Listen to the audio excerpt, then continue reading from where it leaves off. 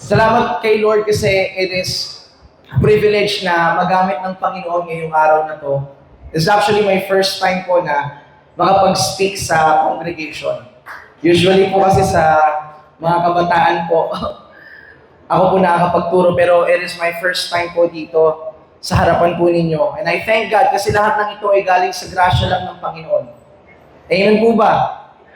Amen. And alam niyo po, sa isang linggo, merong 168 hours. So 168 hours, ang service natin is 2 hours.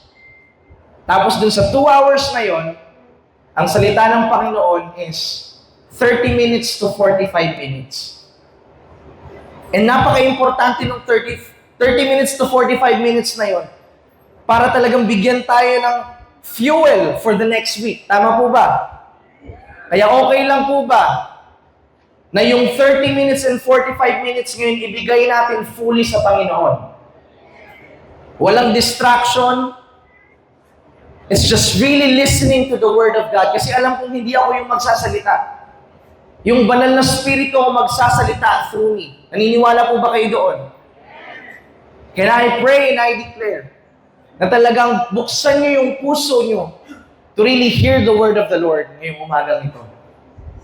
Ang ating pag-uusapan po ngayon is soaring high in God's favor. Sabihin nyo nga po lahat, soaring high in God's Amen. Napakaganda po ng ating theme. Actually, hindi lang to yung theme natin for this month. Ito po yung theme natin for the whole year. Na talagang soaring high in the favor of the Lord. Soaring high in the grace of the Lord.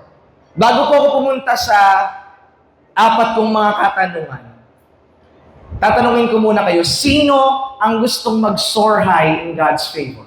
Amen. Amen. Ang gandang pakinggan, no? Soaring high in God's favor. Glory to God.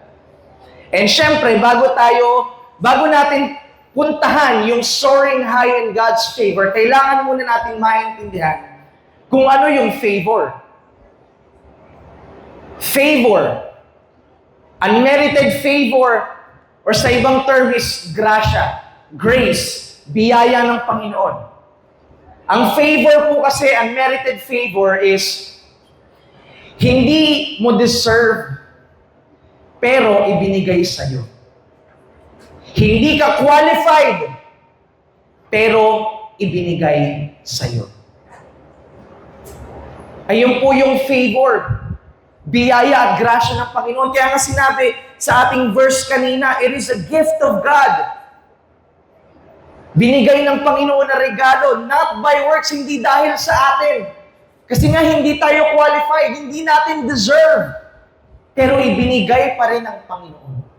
That is favor. Bibigyan ko kayo ng illustration. Ito yung pinakamadaling illustration na lagi ko nang nasasabi sa mga kabataan.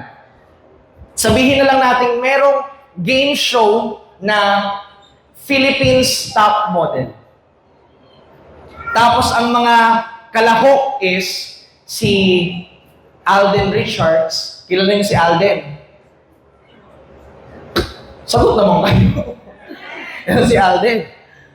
Si Daniel Padilla. Tinanong ko kasi yung asawa ko, sino yung mga pogi sa Pilipinas? Ayan, Alden Richards. Ian Veneracion. Kilala niyo po ba? O, sige, sabihin na lang natin, yung mga pogi pa, marami pa mga pogi eh. Tapos yung pinakalas na kalahok, si Limuel Beato. Hallelujah, thank you Lord. Tapos, syempre, isa sa mga judges is yung asawa ko. Out of everyone, rumampa na yung lahat. Rumampa na yung mga pogi, sila Alden, sila Daniel, sila Donnie Pangilinan, sila Ian Veneracion. Tapos, ang nanalo sa dulo, si Limuel Beato. Hallelujah. Thank you, Lord. Hindi ko deserve. Maraming mas qualified, pero ako yung pinili. Ako yung nanalo. That's favor. Gets niyo po, mga kapatid? Klaro po ba? Amen. Kaya hindi mapipigilan ni Lord na i-pour out yung favor sa kanyang mga anak. Naniniwala ba kayo doon, mga Hindi mapipigilan ng Panginoon na i-pour out yung kanyang favor sa kanyang mga anak. Kaya huwag kang magtaka kung sa school, ikaw yung laging napagkakatiwalaan, ikaw yung laging leader. Marami namang mas matalino Maraming mas qualified, pero ikaw yung napagkatiwalaan. That's favor. Maraming mas magaling sa trabaho nyo. Maraming mas mataas, maraming na pag-aralan. Maraming mas magaling sa trabaho. Laging on time. Pero ikaw yung na-promote. Pero ikaw yung laging pinakikinggan ng boss mo. That's favor. Hindi tayo qualified sa ministry. Hindi natin deserve yung ministry actually. Maraming mas aral. Maraming mas magaling kumanta. Mas maraming magaling tumugtog. Mas maraming magaling mag-pray. Pero ikaw yung napagkatiwalaan ng Diyos. That's favor. You don't deserve it, pero ibinigay sa iyo ng Panginoon. Alam mo, hindi natin deserve yung pag-ibig ng Diyos. Naniniwala po ba kayo doon? Hindi natin deserve yung love ng Diyos. We fail Him every day. Araw-araw natin siyang pinifail. Tayo pa nga yung unang lumalayo. Pag nagkakaproblema tayo, siya pa yung una nating binibitawan. Sabi mo sa katabi mo, parang ako yung topic today. Siya pa yung sinisisi natin sa mga desisyon na tayo naman yung nasunod. Pero He loved us anyway. That is favor. Favor. That is grace. Unmerited favor. We don't deserve it, pero binigay ng Panginoon. Kaya nga sinabi sa Romans 5 verse 8, God demonstrated His love towards us. While we were still sinners, Christ died for us. Nung tayo ay makasalanan pa, binigay na ng Panginoon yung kanyang pag-ibig. Hindi dahil mayaman ka, hindi dahil magaling ka mag-devotion, hindi dahil araw-araw ka nagpipray, hindi dahil pogi ka o maganda ka. Binigay ng Panginoon yung kanyang favor, yung kanyang grace, yung kanyang pag-ibig, even when we don't deserve it. Ayan ang favor ng Panginoon. Amen po ba? Klaro po ba yung definition ng favor sa bawat isa? Thank you, Jesus. Ayun yung una nating tanong kanina is, ano yung favor? Ngayon naman, pangalawang tanong, paano magkaka-favor? Kasi ang ganda Ang gandang pakinggan kanina, grabe, hindi ko deserve, pero binibigay sa akin ng Panginoon. Ang sarap magkaroon ng favor sa Panginoon. Sinong gusto ng favor sa Panginoon? Amen. Lahat tayo, di ba? So, ang pangalawang katanungan, paano ba magkaka-favor? And sinabi dito sa ating verse, pag binigay natin, when we accept the free gift of God, pag tinanggap daw natin yung regalo ng Panginoon, we will receive the favor of the Lord. Bubuksan mo lang yung puso mo sa ating Panginoong Jesus when you receive Jesus as your Lord and Savior. Doon tayo magkakaroon ng favor and grace that comes from the Lord. Bakit? Kasi ang ating Panginoong Jesus yung tulay, yung daanan patungo sa Ama. Sinabi nga po sa John 14 verse 6, that I am the way, the truth, and the life. No one comes to the Father except through Him, through Jesus. Siya yung tanging daan mo, siya yung tanging bridge mo, patungo dun sa Ama. And when you accept Jesus Christ in your life, you have now the right to become a children of God. Meron ka ng right na maging anak ng Panginoon. Sabi mo nga sa katabi mo, anak ka ng Diyos. Gusto niyo po ba na maging anak ng Panginoon? Amen. Sinabi po sa John 1 verse 12, but to all who believed Him, And to all who accepted Him, He gave the right to become a children of God. And tandaan niyo mga kapatid, ang anak, lagi yang merong pabor sa kanyang magulang. Naniniwala po ba kayo doon? Amen? Sino po lahat ng magulang dito? Taas kamay. Ayan, thank you Lord. Lagi nating pinapaboran yung ating mga anak. Alam kong walang perfect na magulang dito sa mundo. Pero merong mga magulang na talagang laging favored sa kanilang mga anak. Paano pa kaya yung ating perfect na Father sa langit? Ako lang po kay Asher, alam kong baby pa lang po si Asher. Pero alam kong lahat ng akin sa Kanya. Laging nasa Kanya yung pabor ko. Kasi anak ko siya eh. Intimate kami eh. Alam mo yung sinabi nga nung kapatid nung prodigal son, sinabi nung tatay niya sa kanya, ay sinabi nung tatay, dun sa kapatid nung prodigal son, sinabi sa Luke 15 verse 31, "You have always stayed by me, and everything I am is yours." Lahat ng aking anak ay sa'yo. Kaya yung favor ko ay nasa iyo. Magkakaroon tayo ng pabor, kapatid, ng favor pag tinanggap natin yung nagbibigay ng favor. Magkakaroon tayo ng favor pag tinanggap natin yung nagbibigay ng favor. Amen po ba? Kaya nga you have to connect to the true vine. Ayun yung sinabi ng Panginoon.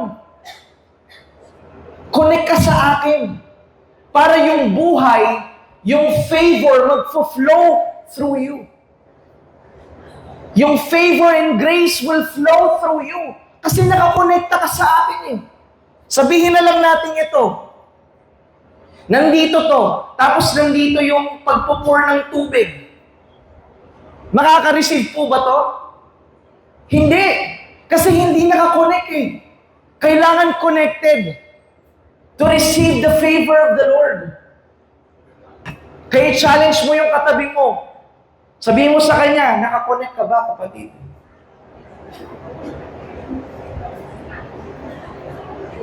That's the question. Kasi doon tayo magkaka-favor that comes from the Lord if we are connected to the true vine. Amen po ba? Klaro po ba mga kapatid? Ngayon, alam na natin kung what is favor. Alam na natin kung paano magkakaroon ng favor. Pangatlong tanong, kailangan ko ba?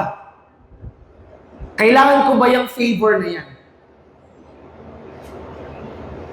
Kasi pwede namang, okay lang ako eh, Kuya Lems eh. Okay lang ako. Kaya ko pa naman. Mabait naman ako. Napoprovide ko naman sa mga pamilya ko yung kailangan nila. Okay lang. Okay lang ako. Pero alam mo kapatid, the reality is, pag hindi tayo nakakonect sa Panginoon, we are incomplete. We are broken. Hindi tayo kumpleto. Kaya nga sinabi sa John 14 verse 6, sinabi sa John 15, na apart from me, you can do nothing. Pag tayo daw ay hiwalay sa Panginoon, wala tayong magagawa. We are nothing. Alam niyo po kasi, kami po sa bahay, meron po kaming puno ng mangga. And alam ko yung itsura ng sanga na nakadikit sa puno. At alam ko rin yung itsura ng mga sanga na hindi na nakadikit sa puno. Yung mga nakatanggal na. And yung mga nakadikit sa puno na sanga, matibay. Tama po ba? Matibay, namumunga, tapos yung kanyang mga dahon, green. Healthy. Kasi nakakonekta dun sa puno, sa main na puno.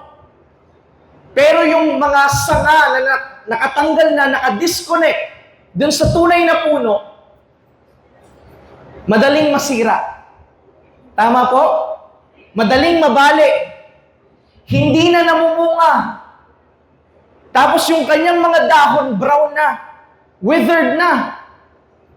That's the perfect representation pag tayo din nakahiwalay sa Panginoon. Madaling mabali, madaling masira, very fragile, hindi na namumunga. Kaya kailangan natin yung favor ng Panginoon. Kailangan natin yung life that comes from the Lord. Kasi doon tayo masusustain sa araw-araw. Doon tayo masusustain at mamumunga sa ating mga pamilya. Sa ating mga kinagagalawan. Sa ating trabaho, sa ating pag-aalaga ng ating mga anak, sa ating pag-aaral. Magfo-flow yung buhay pag tayo ay nakakonekta sa Ama. Amen po ba? Bakit din kailangan natin? Bakit kailangan natin yung favor? Kasi tayo po ay mga sheep.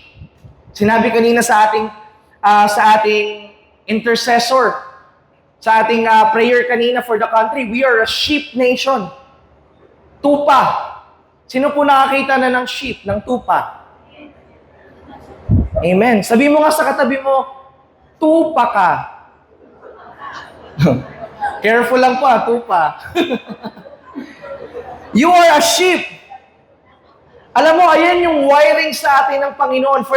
For the longest time sa Bible, inahalintulad tayo sa tupa, sa sheep. Kasi ang wiring natin katulad ng isang tupa, na ang tupa is very dependent sa kanyang shepherd, sa kanyang pastol. Dependent. Kasi ang sheep, hindi niya kayang mabuhay mag-isa. Madali siyang mamatay, kapatid. Totoo po yun. Kasi ang mga tupa, defenseless yan eh. Helpless yan pag dumating yung mga predators, pag dumating yung mga wolves, dumating yung mga oso, dumating yung mga leon, madali silang mamamatay. Kaya yung shepherd yung nagpoprotekta sa kanila. Kailangan nilang maging dependent sa kanilang pastol. Alam niyo ba, pag naiwan yung sheep na hindi sila nagugupitan, kasi shear, is lalaki at lalaki lang yung wool, yung kanilang balahibo, hanggang sa hindi na sila makagalaw, hanggang sa ma-heat stroke na sila at mamatay. Ang kayang magtanggal lang ng kanilang wool is yung shepherd. Hindi naman yung matatanggal ng kapwa nila sheep eh. Shepherd lang. Kaya completely dependent sila sa kanilang pastol. Ang dali lang din pasukan ng mga parasites, yung kanilang mga utak. Ang ginagawa ng mga parasites, pumapasok sila dun sa brain ng sheep. Tapos sobrang sakit ng nararamdaman ng sheep. Ang ginagawa nila, inuumpog nila yung kanilang ulo sa bato. Hanggang sa dumugo ng dumugo, hanggang sa mamatay sila. Kaya ang ginagawa ng shepherd, naglalagay sila ng oil. Kaya sinabi nga sa Psalms 23, you anoint my head with oil. My cup overflows. That's protection. Kasi pag naglalagay sila ng oil, hindi sila napapasukan ng parasites. Kaya completely dependent sila sa kanilang mga pastol. And dalawa lang yung ginagawa ng sheep. It's either hindi sila susunod or susunod sila. Ikaw ba, kapatid, yung nagfa-follow sa shepherd? O ikaw yung hindi nagfa-follow sa shepherd? Kasi sinabi po sa Psalms 23 verse 1, if the Lord is your shepherd, you will have everything that you need. Lahat ng pangangailangan mo, hindi ka magkukulang. Pag si Jesus, yung iyong pastol, pag hindi mo siya fina-follow, paano niya mabibigay yung lahat ng pangangailangan mo? Gets niyo po? Kung yung sheep ligaw, paano matitake care ng pastol? Ganun po siya, mga kapatid. It's a picture of dependency. Alam niyo sa mundo, Yung identity na gustong i-build sa ating mga tao, kailangan maging independent ka. Sino na nakarinig po nun? Kailangan maging independent ka. Kailangan hindi ka umasa sa kahit kanino man. Hindi ka umasa kahit sa kaninong tao. Pero hindi ayun yung identity natin in Christ. Ang identity natin kay Lord is dapat completely dependent tayo. Hindi sa tao, kundi completely dependent tayo sa Panginoon. Amen po ba? Ayun yung ating wiring. We are created to depend on the Lord. Depend on the favor of the Lord. Depend on the grace of the Lord. Kasi you can never be enough on your own. Hindi mo kayang mag-isa, kapatid. That's the reality. Hindi mo kayang mag-isa. Hindi mo kayang mag-succeed on your own. You will die on your own. Kaya kailangan natin yung grasya ng Panginoon. Kailangan natin yung favor ng Panginoon. Amen po ba? Are you still with me, mga kapatid? Klaro po ba sa inyo? Sa tingin nyo ba kailangan nyo yung favor ng Panginoon? Amen. Ang bilis lang pala. Ngayon naiintindihan natin kung ano yung favor. You don't deserve it, pero binigay sa iyo ng Panginoon. Pangalawa, naiintindihan natin kung paano magkaroon ng favor in accepting Jesus Christ as our Lord and Savior. Naiintindihan natin ngayon kung bakit natin kailangan yung pabor ng Panginoon. Kasi apart from the Lord, we are nothing. We cannot do anything. And ngayon, ang last na tanong sa bawat isa is, how can we soar high in God's favor? Ayun yung last na tanong. Kasi ang gandang pakinggan eh. Katulad kanina, tinanong ko kayo, sino yung gustong mag-soar high in God's favor? Lahat kayo excited. Lahat kayo is gusto. Pero alam mo, you can go through life na, sige, pipiliin ko na lang yung mga season na susunod ako sa Diyos. Pipiliin ko na lang yung mga season na kukonekta ako sa Diyos. Pag nahihirapan ako, kukonekta ako kay Lord. Pero pag hindi, disconnect. Pag may problema, kukonect. Pag wala, disconnect. Pwede ngayon yung buhay natin, naiintindihan ko yan. Kasi for the longest time, ayun yung relationship ko kay Lord eh. Kilala ko lang pala siya. Kilala ko lang pala si Jesus. Kasi laking church ako eh. Anak ako ng senior pastor, kaya dapat kilala ko si Jesus. Pero for the longest time, kilala ko lang pala siya at hindi ko siya pinapapasok sa puso ko. Ang ginagawa ko, pag may kailangan ako, bubuksan ko ng konting-konti yung puso ko. Sasabihin ko sa kanya yung kailangan ko. Tapos pag nabigay niya na, isasarado ko ulit yung puso ko. Nakaka-relate po ba kayo, mga kapatid? Pero hindi yun yung relationship ng Panginoon eh. Hindi yun yung gustong relationship ng Diyos sa'yo. Gusto ng Panginoon na papasukin mo siya sa iyong puso. Kasi if you don't receive Him, at hindi mo siya pinapasok sa puso mo, kapatid, you can never experience yung fullness ng Panginoon. Yung kabuuan ng pag-ibig ng Panginoon, yung kabuuan ng grasya ng Panginoon, kabuuan ng favor ng Panginoon. Pag hindi mo talaga siya pinapasok at hindi siya nakialam sa buhay mo,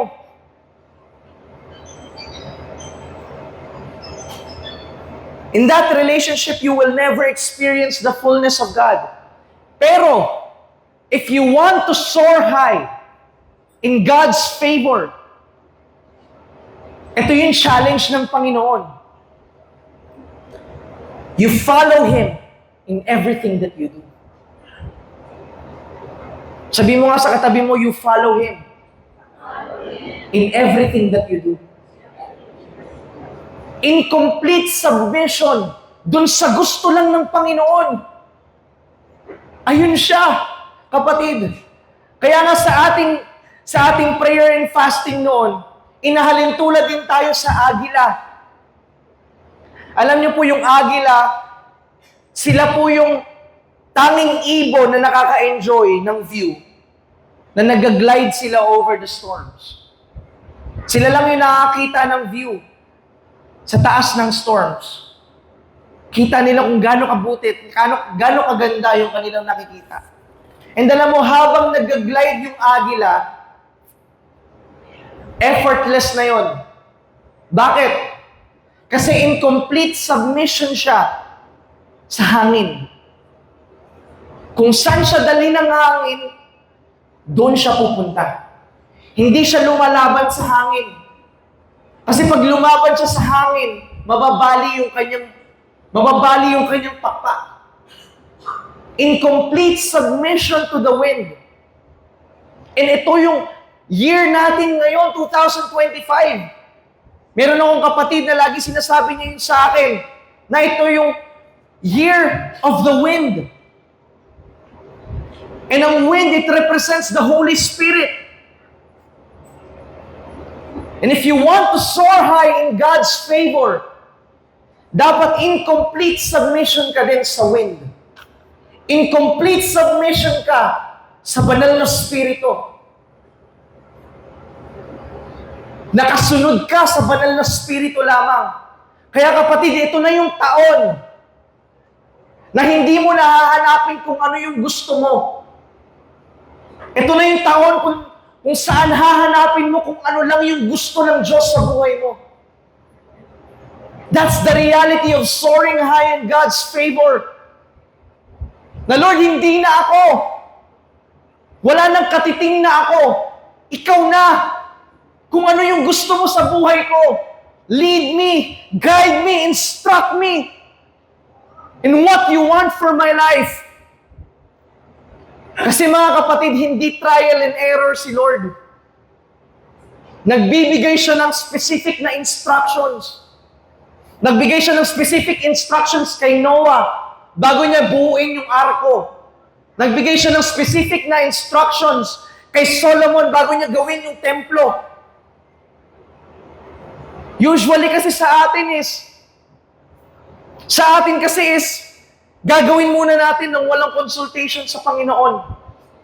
Tapos ang gagawin natin, magpipray tayo, Lord, samahan mo ako dito. Sabi mo nga sa katabi mo, parang ako talaga yung topic today. Tapos yung dulo, heartbreak. Ang dulo, broken. Tapos ang sisisihin pa natin si Lord. Alam mo, sasabihin sa iyo ng Panginoon, ayan ba pinagagawa ko sa iyo, anak? I pray na itong taon na to, after nitong sermon na to na maintindihan natin, ang hangarin na natin kung ano, Lord, yung gusto mo in my life. Alam mo, maraming kang pwedeng pasukang business. Maglalagay ka lang ng pera, mag-ano ka lang ng puhunan eh. Maraming pwedeng pasukang business. Pero ang tanong mo na, is this the business that the Lord wants for my life? Maraming pwedeng pasukang relationship. Alam mo, sa season ngayon, para nang damit yung relationship eh. Sa mga kabataan. Maraming pwede at madaling pumasok sa relationship. Pero ang tanong mo na, is Lord, ito ba yung relationship na para sa akin? Ito ba yung gusto mo in my life? Maraming pwedeng pasukang school sa mga estudyante. Pero ang tanong mo na rin, is this the school that the Lord wants for my life? Maraming pwedeng pasukang trabaho. Maraming pwedeng pasukang career. Pero ayun ulit, is this what the Lord wants for my life? Ayun na po yung tanong, hindi na kung ano yung gusto ko. Hindi na yung gusto ko, Lems. It's what the Lord wants for my life. Maraming pwedeng maging partners sa business. Pero lagi nating i-consult sa Panginoon, Lord, siya ba para sa akin? Ito ba yung gusto mo para sa business? Ito bang partner yung gusto mo for the business? Lastly, maraming pwedeng pasukang ministry sa looban ng simbahan, kapatid. Pero, ang tanong mo na ngayon, Lord, is this the ministry that you want for my life? That's what it means to become submissive to the wind. Submissive dun sa galaw ng banal na spirito. That's what it means to soar high in God's favor. At talagang, Lord, ano yung gusto mo? Tatanggalin mo na sa equation ikaw. Tatanggalin mo na si Lems. Tatanggalin mo na si Pastora Ana. Tatanggalin mo na si Joseph. Hindi na ikaw. Ang hahangarin mo na lang is yung gusto ng Panginoon. Are you still with me, mga kapatid? Hindi ko po kailangan i-sugarcoat yung salita ng Panginoon. Kasi this is what the Lord wants this year.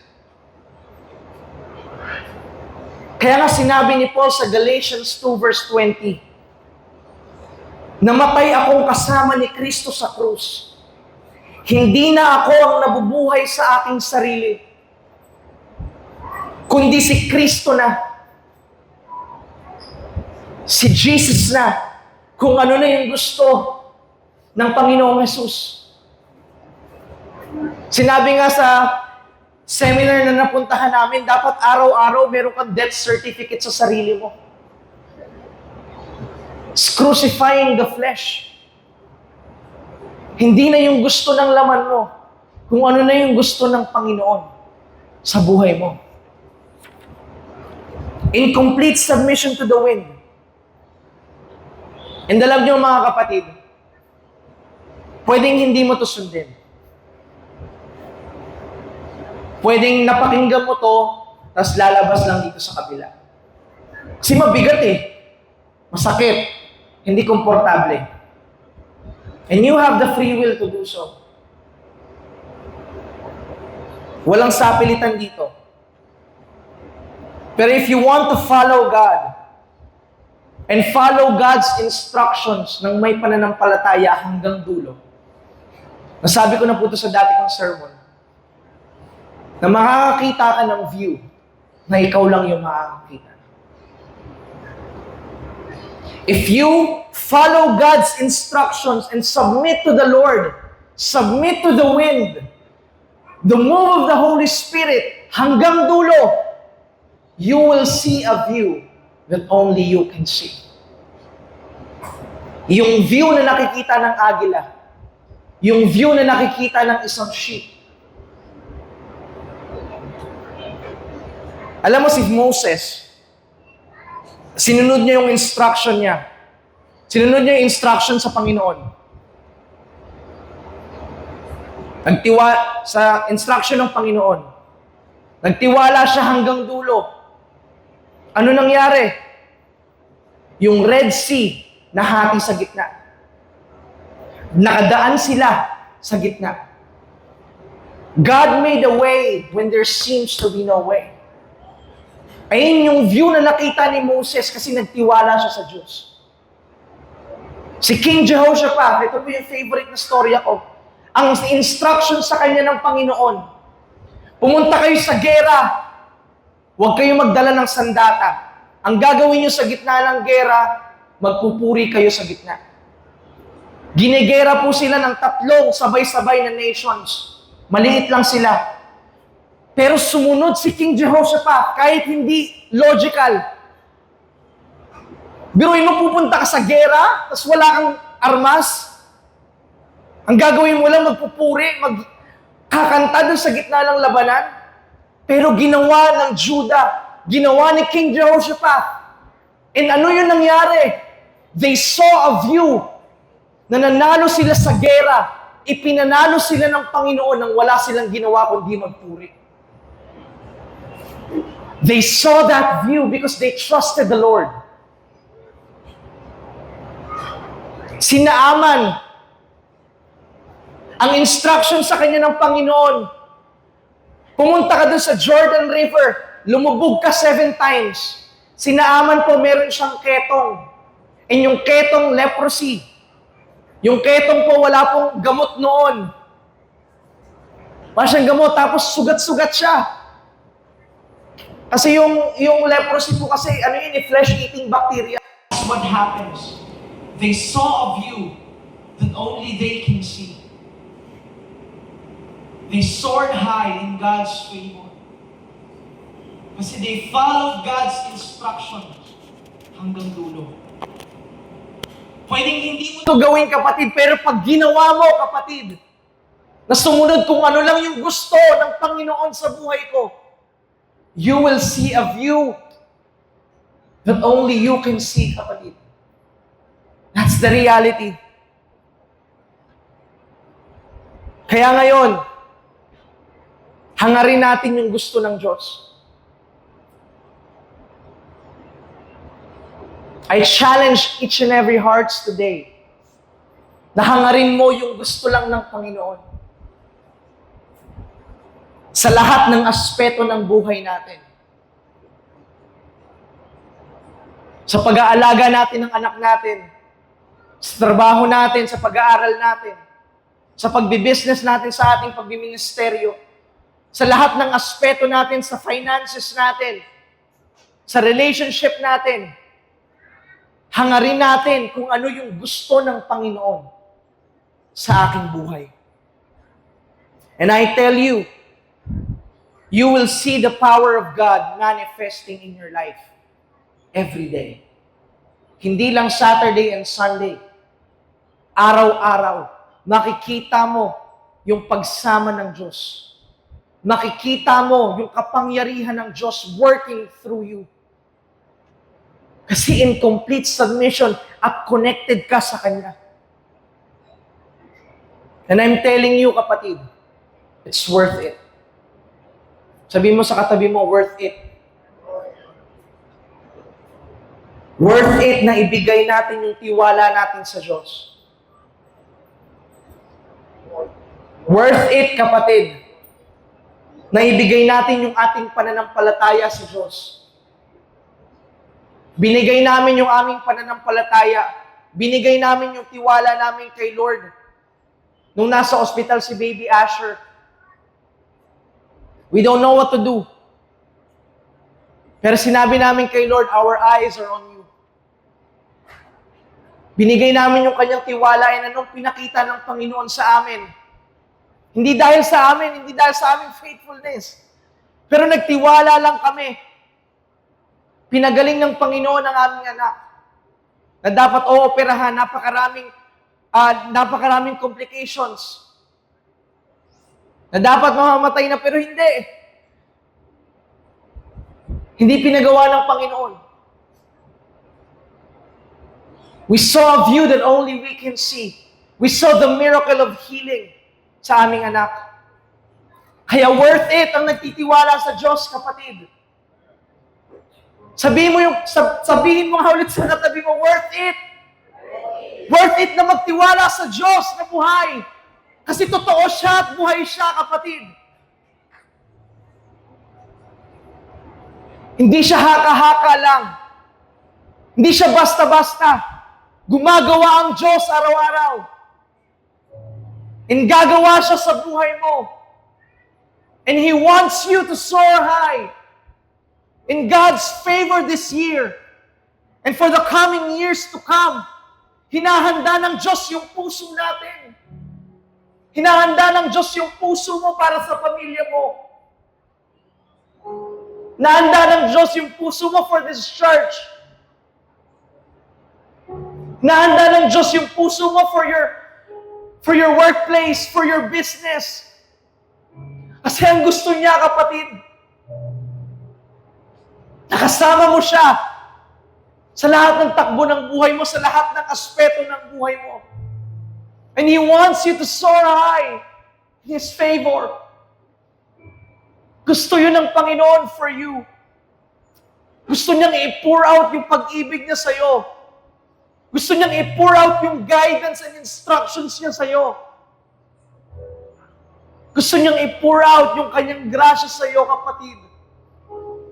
And all you have to do is follow Him and accept Him in your life.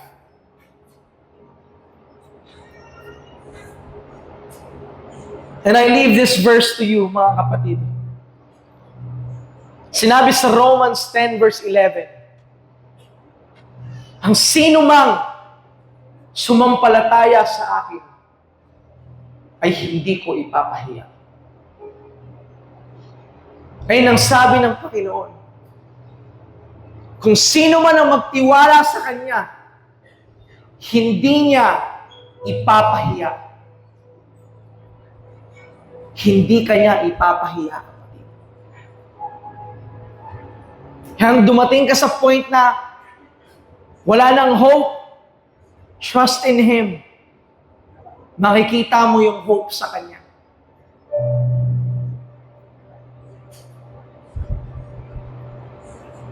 Kung nasa rock bottom ka ngayon, punong-puno ng anxiousness, punong-puno ng worry, merong hope sa ating Panginoon. Kung feeling mo you're pressed on all sides, feeling mo talagang pinipisa ka na ng mundo, pinipisa ka na ng lahat ng problema sa mundo, merong hope sa ating Panginoon. Magtiwala ka lang, kapatid. Connect to Him again. And you will see na hindi ka niya ipapahiya. Okay lang po ba na tumayo po tayong lahat?